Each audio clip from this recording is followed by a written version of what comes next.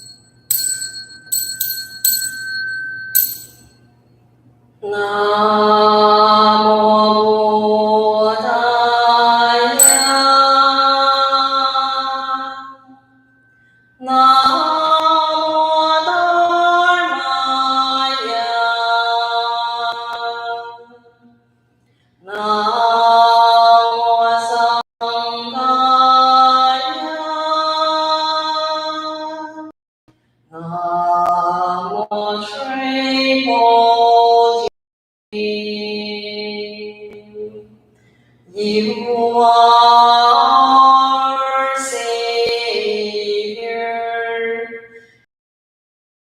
our life. Homage to you, I you, I respect you. Namo Daya, Namo Dharma, Namo Sanghaya.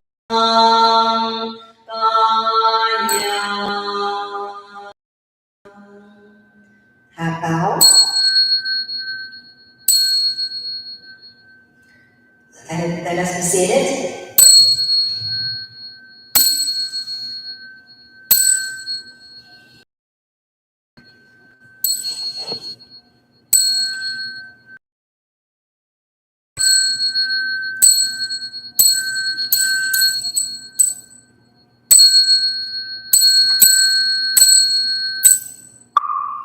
Namo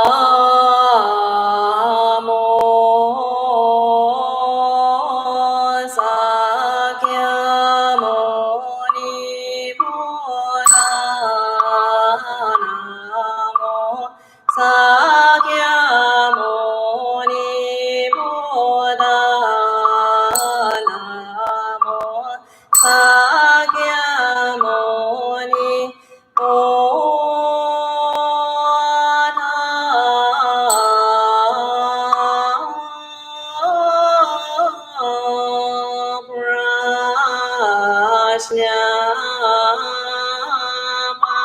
Paramita Asuta Varokedisvara Bodhisattva contemplating Brahman. The Prajna Paramita realized that the five skandhas are empty. Thus he was able to overcome all suffering. Sariputra, form is not different from empty. Emptiness is not different from form. Form is in fact emptiness, and emptiness is in fact form. This also applies to feeling, perception, volition, and consciousness. Sariputra, emptiness is nature of all dharmas. It can neither be created nor annihilated, polluted nor cleansed. Krishna declares, therefore in emptiness there is no more feeling, perception, volition. Emptiness, no eyes, ears, nose, tongue, body or mind, no form, sound, smell, taste, touch, or concept. No object of sight and no consciousness, no ignorance, no existence.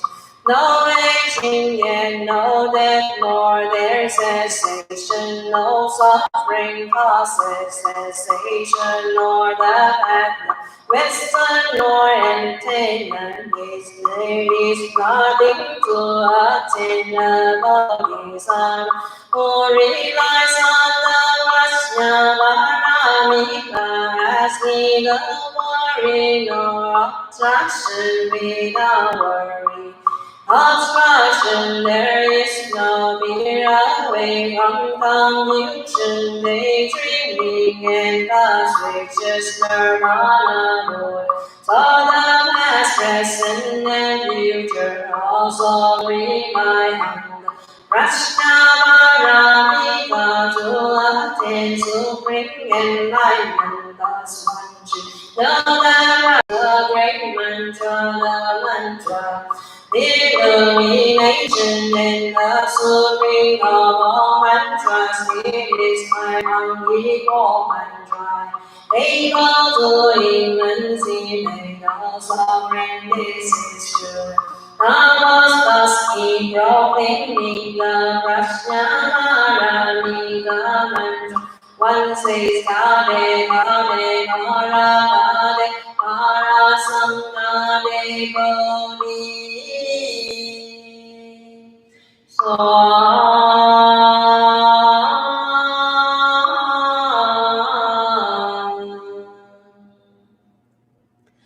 now we are going to proceed to the silent sitting meditation. So what we are going to do is get yourself comfortable and balanced, stable sitting posture. Sit straight through your spine. And your chin can be pressed a little bit lower. So it's not like that or like this, but it's kind of like your chest is pressing inward a little bit. Okay. Take away your prayer beads. Loosen anything that you feel tightened.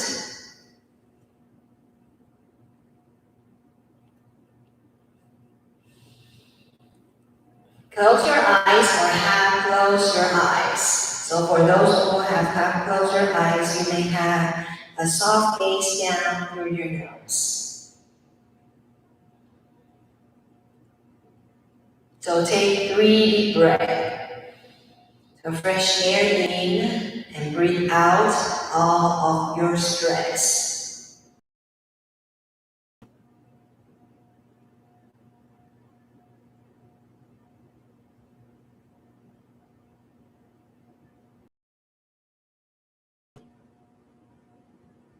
After let us relax ourselves from head to toe. So relax your forehead.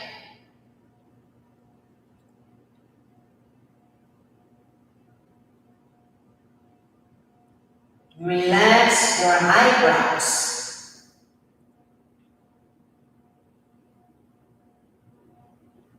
Relax your eyes.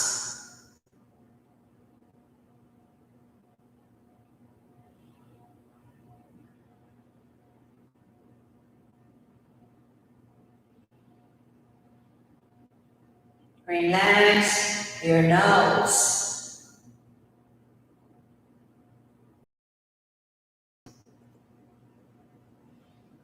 And relax your lips.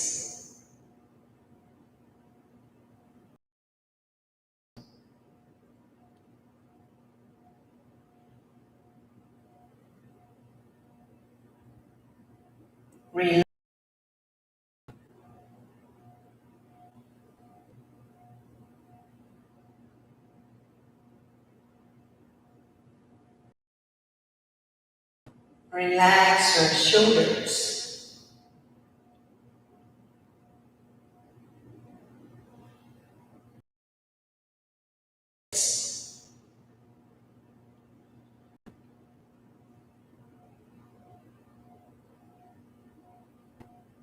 Relax your chest.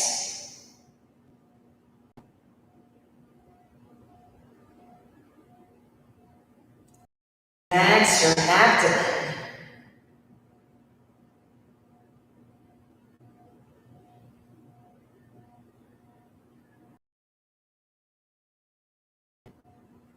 And relax your back.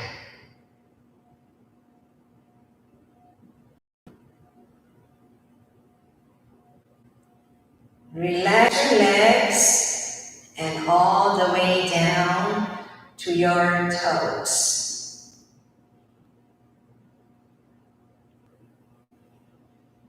Now we have relaxed ourselves and we are ready to practice mindfulness. So this concentration technique is called mindful breathing. So just be mindful on your breath. So each breath you take in and out, you should be mindful. The air can reach you. Out, you can check on how long your breath is.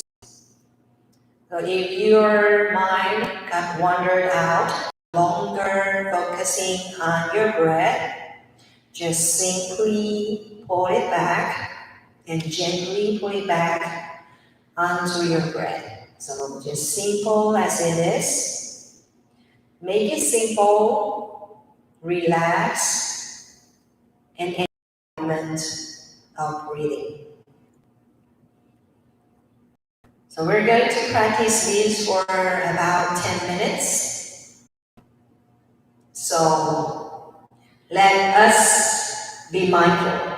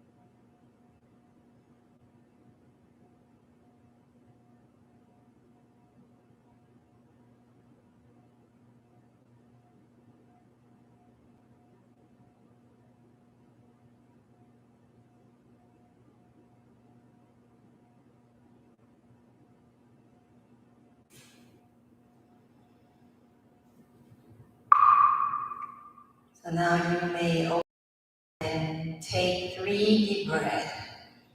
So fresh air in and breathe out all of your stress.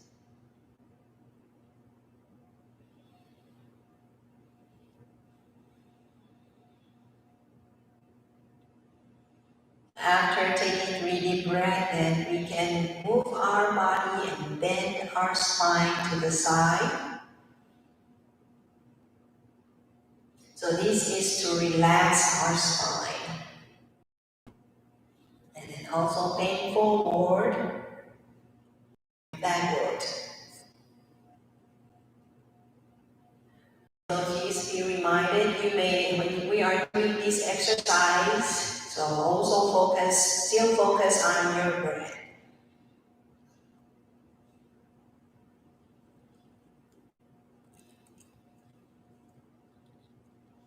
Then we turn our body clockwise and counterclockwise. This can relieve our pressure that we created to our pelvic during the sitting time. So it's kind of, especially here when you are seated cross-legged. Okay, then rub your hands.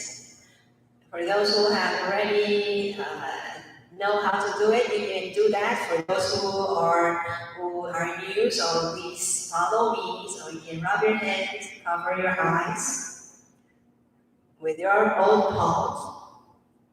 Okay, and then roll your eyes clockwise and counterclockwise.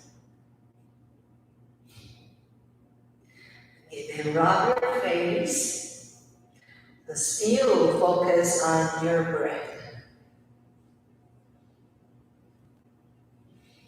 So if you may, you can also do the same with sensory awareness.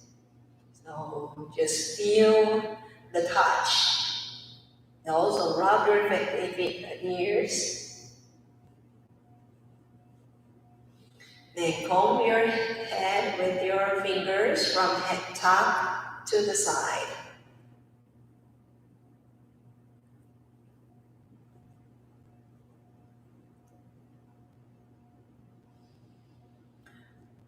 Then you massage your neck, your shoulders, and down to your arms, and then your wrists.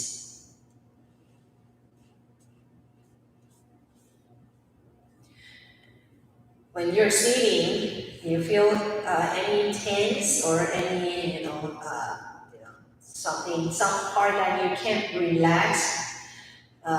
You even with your mind, you can right now you can just kind of like massage it. It's kind of like a physical relaxing of your muscles. Okay, then rub your hands again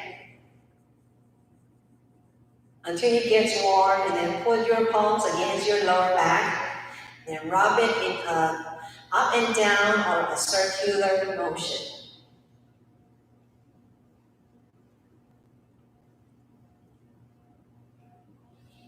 And you can release your legs and then massage your legs.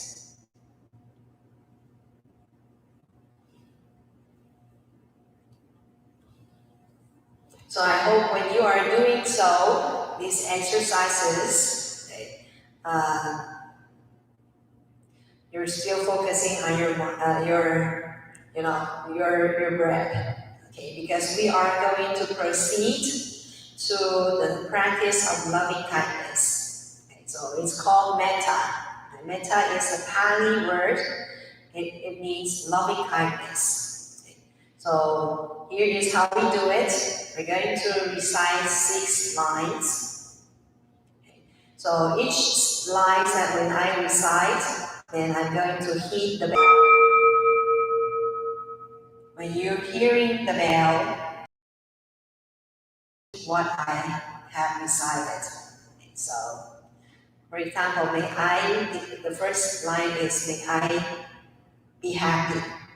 Then you recite it silently, or you can just, kind of like say it out loud so you can be heard.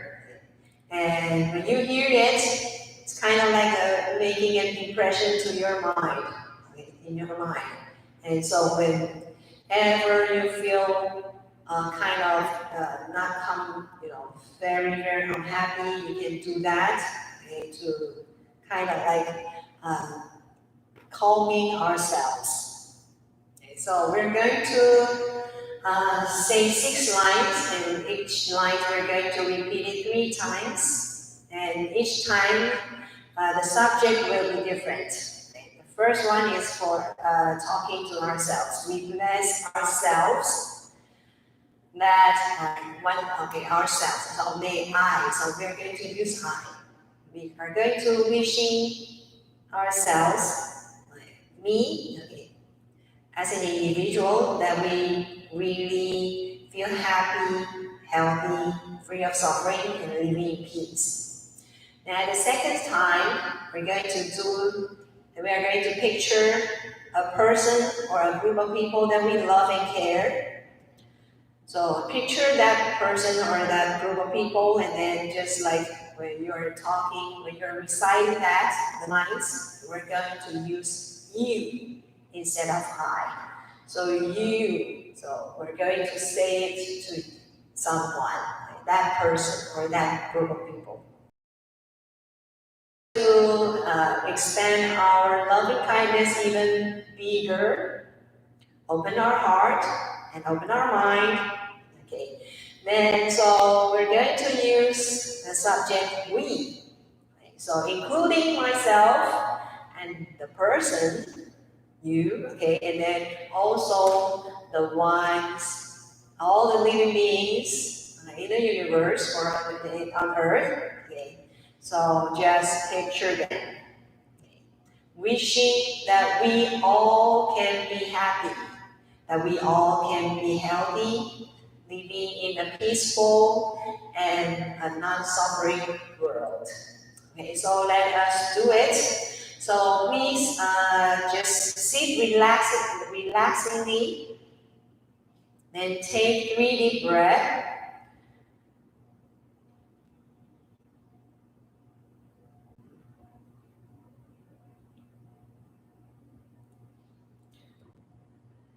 Let us do the loving kindness practice. May I be happy.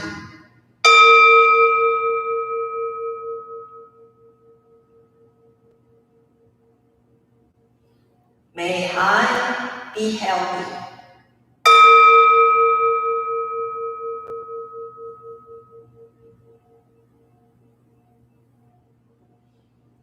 May I be free of suffering.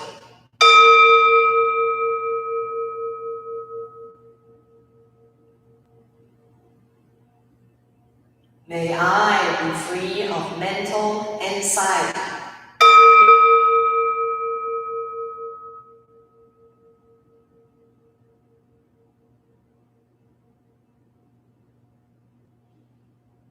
May I live in peace.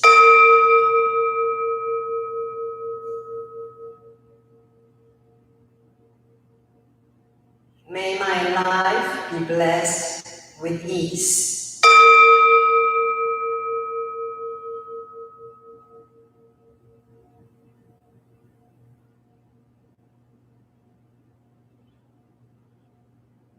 So now we're going to picture someone or a group of people, whichever you prefer. Picture them or picture that person, and then we're going to talk to them and wishing them well and happy. May you be happy.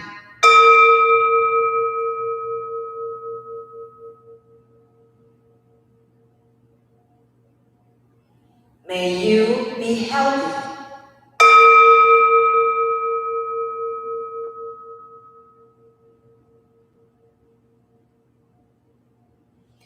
May you be free of suffering.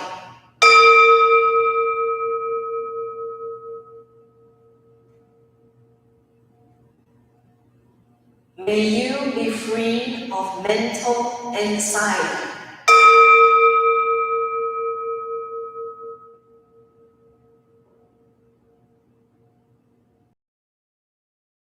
Peace.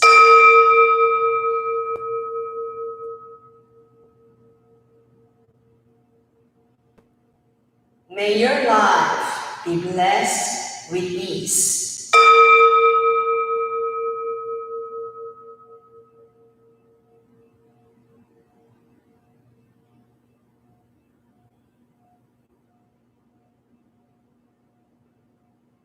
So now we are going to extend our loving kindness even more to every living beings, every sentient beings that in the universe we wish we all can be happy, we all can live in peace.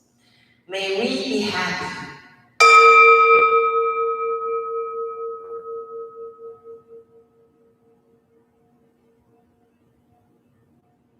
May we be healthy.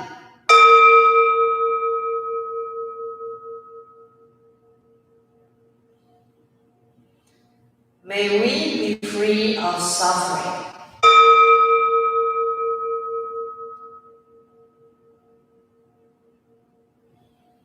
May we be free of mental anxiety.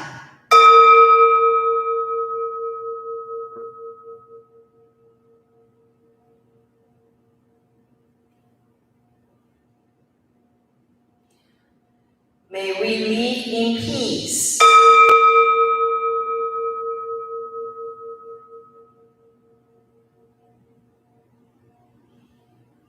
May our lives be blessed with ease.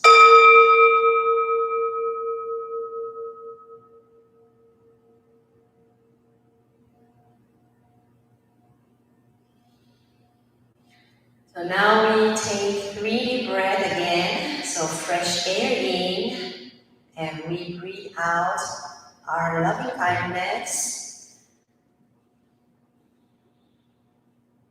and our compassion, so that everyone that are close to us and who get in contact with us can also feel the same.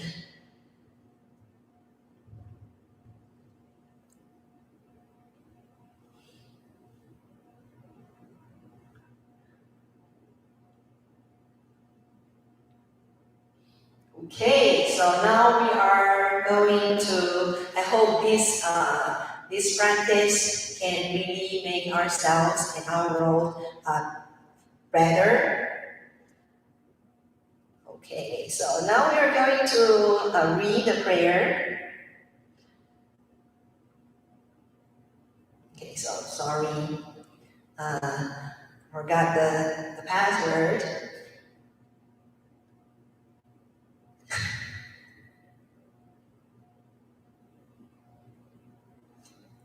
Uh-oh, I forgot the password. How come? I'm so compassionate, so I forgot. Okay, too many passwords. So, okay, finally I got it. Okay. So let us pray. O great, compassionate Avalokiteshvara Bodhisattva, as we are confronted by the coronavirus outbreak, many are suffering from mistreatment, adversity, and fear. We pray to you for your compassion and blessings, so that we may have the courage and wisdom to confront the outbreak with calmness and fortitude, to face the illness with confidence and acceptance. O great, compassionate Avalokiteshvara Bodhisattva, as seeds become sealed off and events are suspended, we are in dire need of your spirit of alleviating suffering. Let us care and help one another and not distract with a panic. Let us support and encourage one another to strengthen our faith.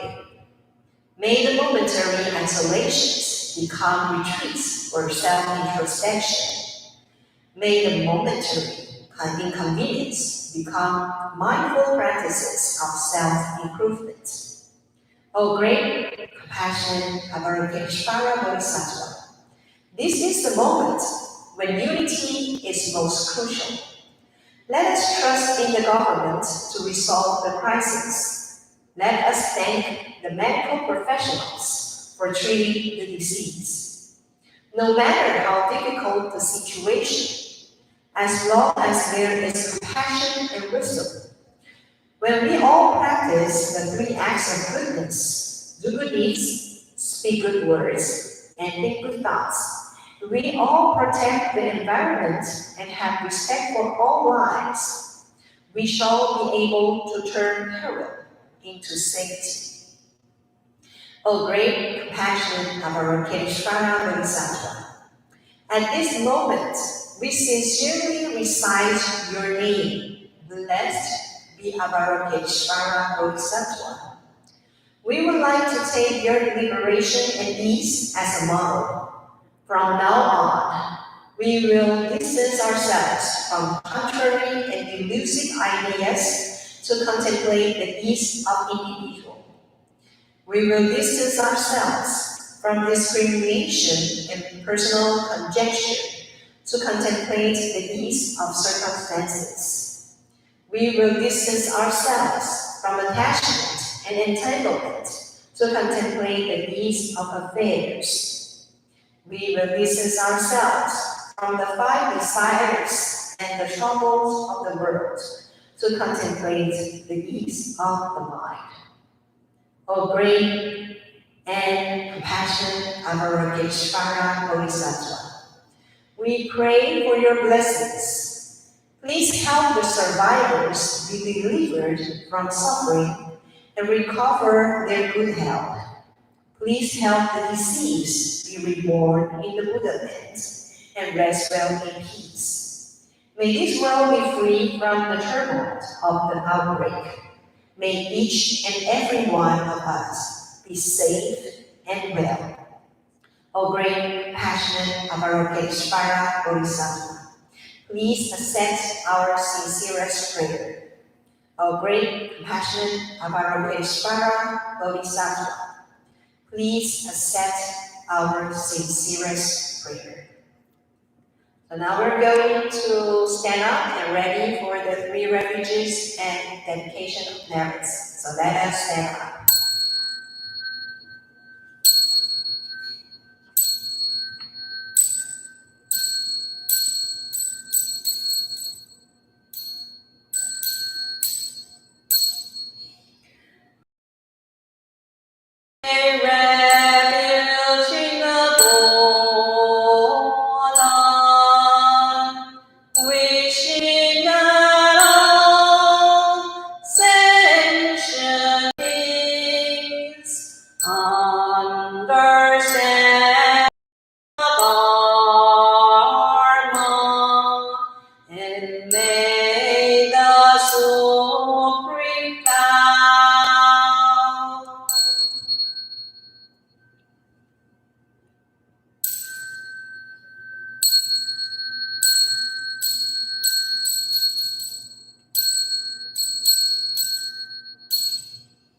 I take refuge in the Dharma,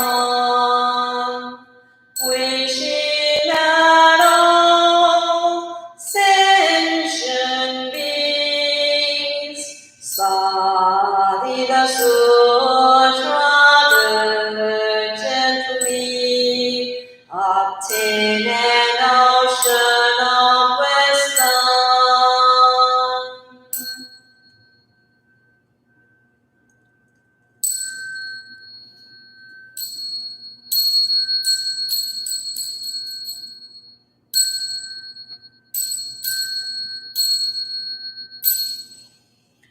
I take refuge in the Sangha, wishing that all sentient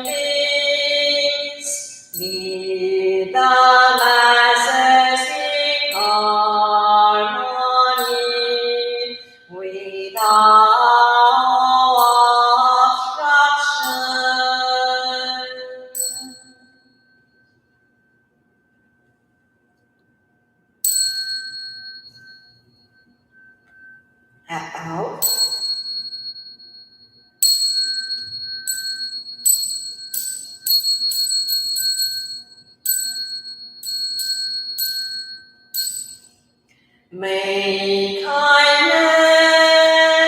compassion, joy and equality pervade all worlds. May we cherish and build affinities to benefit all beings. May chant pure land and precepts inspire equality and patience. May our humility and gratitude give rise to great vows. We give thanks to the Buddha and the founder of Feng Huangshan, Venerable Master Xing Yun, and all the good causes and conditions that make this service possible. So let us take 3 bows.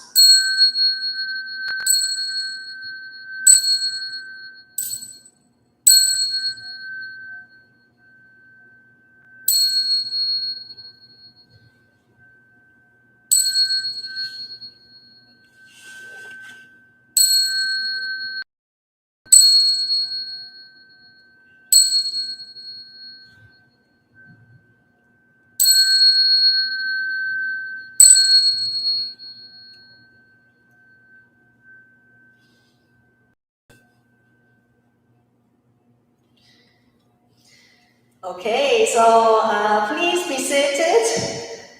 I'm going to sit too. Okay, so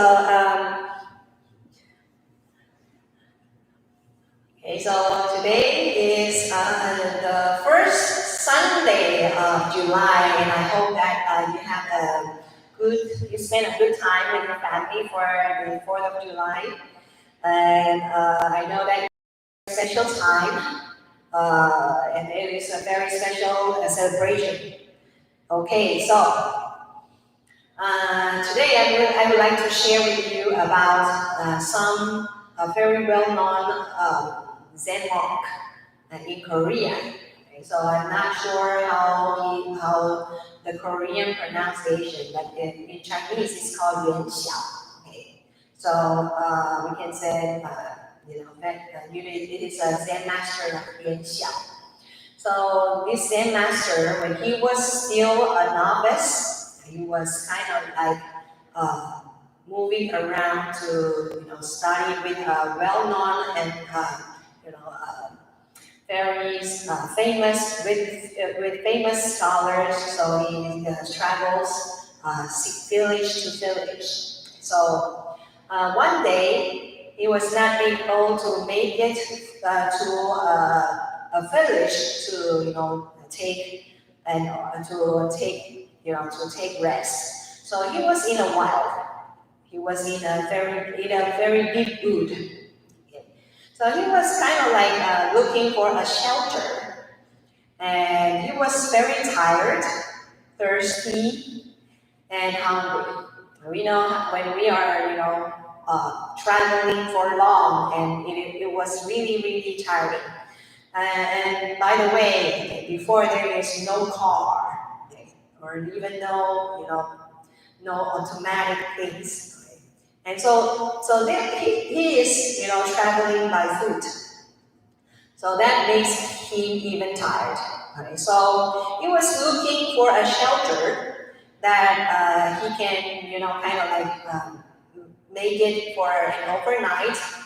And so the next day he can go on and continue his journey. Okay, so and he finally found a a spring. It's kind of like a very small spring water. He was very happy. So because he was so thirsty, so he scooped up the water and drank it. So when he drank it, he felt that, oh wow, this is so quenching, right? Okay, so refreshing. Okay, so refreshing and quenching of his thirst. Right? He was kind of like energized by this spring water. So this spring water making, able to find a shelter nearby. So he slept there, and then after the sunrise, okay, he was about to,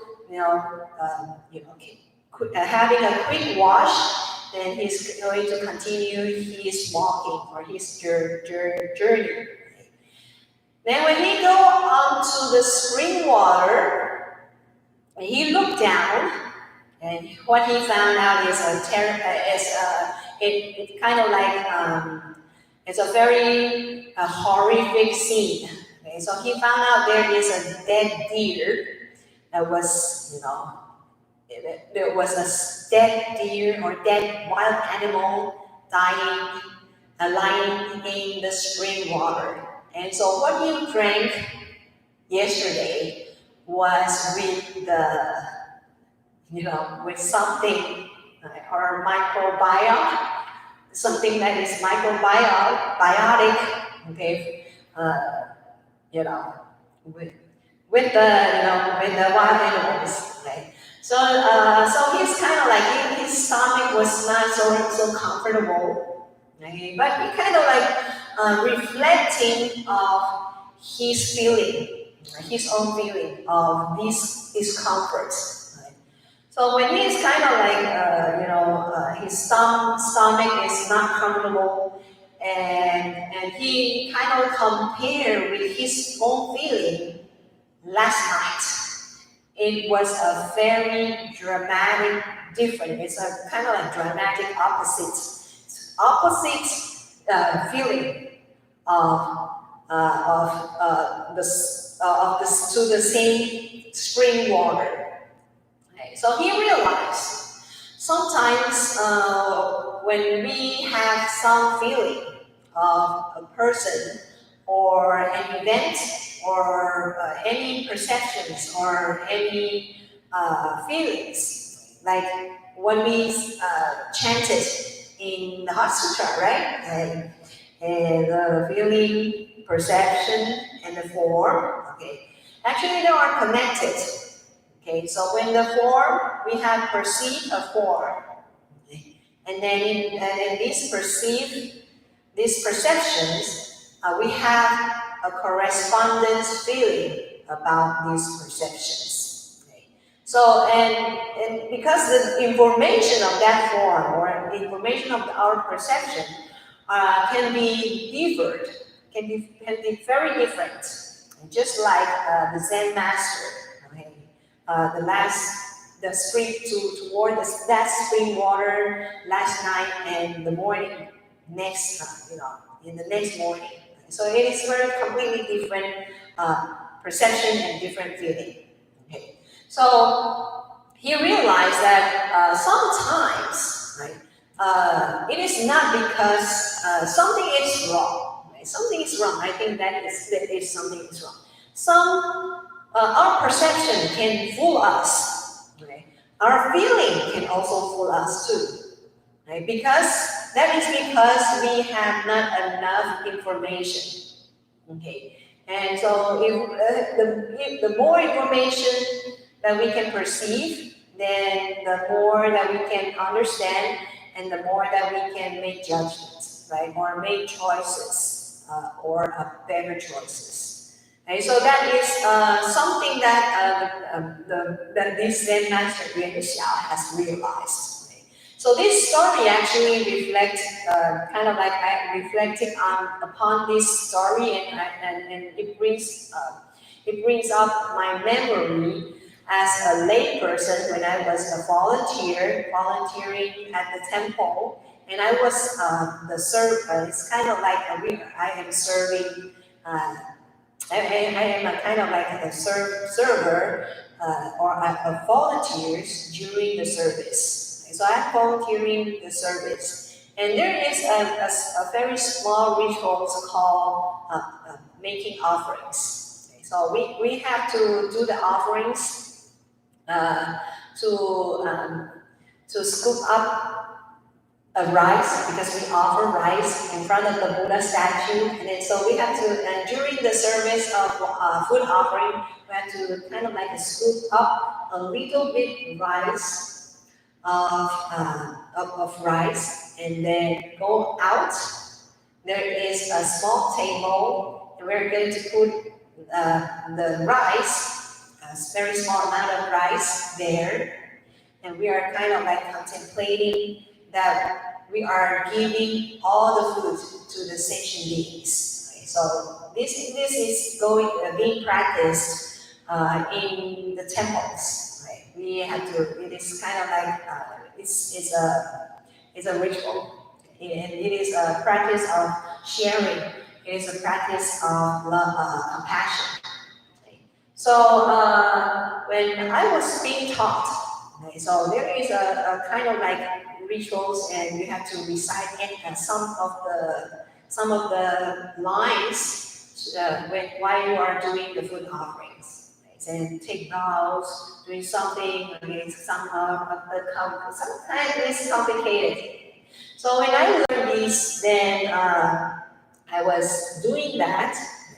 There comes another monastic, and when she saw me doing what I have been taught, right, and she said, "Oh, you have done differently." Okay, and I thought that, oh, am I doing wrongly? Okay, so I was learned differently. Okay, different things. Okay, these should be the things. So I was kind of like confused, and I was kind of like upset, right? Because when it's kind of like I was being taught wrongly, okay, and why I should get a correct version, so I can do it properly. Okay? So I was kind of like upset, and I refused to eat uh, the dinner. I refused to eat the dinner to kind of like a it's kind of like a protest of learning or being taught wrongly. But there's no harm, because the sangha doesn't I don't know why they don't care, or maybe they have seen this before, so and nobody talked to me about that. Okay, so after I went to the Buddhist college, I realized that the first thing, the first one, okay, the first way that I do the offerings taught by the first monastics actually is the same. It is also called food offering. Right? This is a small rituals, right? But it was being practiced in a different food offering ceremony. Okay? So it is different, right? And it is also called food offering. Right? So there is nothing wrong about the both way of doing it. Right? It is the only difference is that it was being done by different services. Okay? But they all called food offering. Okay? So it's kind of complicated. So with my notes, so I was kind of like sometimes when partially being informed, then we have different judgments, right? So it is kind of like a waste of being angry or being upset or being offended because I thought that I was being taught wrongly. And but after that after sometimes I realized that those ways these two different ways are all called food offering, but it is just different different rituals, different ceremonies. And I realized that what I have behaved before, like I quit eating, by protesting, right? I cried, I got upset, right? It is a kind of like, uh, it's kind of like showing my ignorance. Okay, so the story of my the Zen master and also my personal experience, and I gradually realized that sometimes, right, we are partially informed. Right? We are the perception is what we see is only one, just in one angle. I think that we are being reminded and we are being taught this several times. But when we are really really living at our lives, sometimes we are kind of being too judgmental, because that is what I believe. I perceive what I see is what to believe, right? What to see is what to believe. And then we are so trusting of our perceptions, so trusting of our feeling, our own feelings. Then we have, then it comes the arguments. It comes misunderstanding. It comes misinterpretations. Okay? And that is because we are wrongly informed, or we are just partially informed, okay? Or we just partially perceived something. Okay, so this is something that we have to avoid. So how to avoid is we have to open up ourselves, right? Get as much as information, right? And we don't be don't be strictly kind of like judgmental. We have to be open-minded. And then the other one, don't get fooled by your perception and by your feeling, because it is not always correct. Okay, so I hope that my story, the story of the Zen master and my own experience can demonstrate what does the sutra means, and we really have an open-minded attitude toward everyone, toward our lives, and then we really can have a carefree life.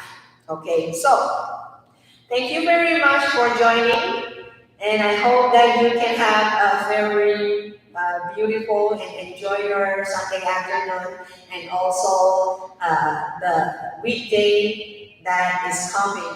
Okay, and you always have my blessings. Okay, so let us stand up, and we will end this live streaming by taking hat bow to the Buddha. Okay, so stand up. Then let us take hat bow to the Buddha. And thank you for coming, and I will see you next week. So see you, bye.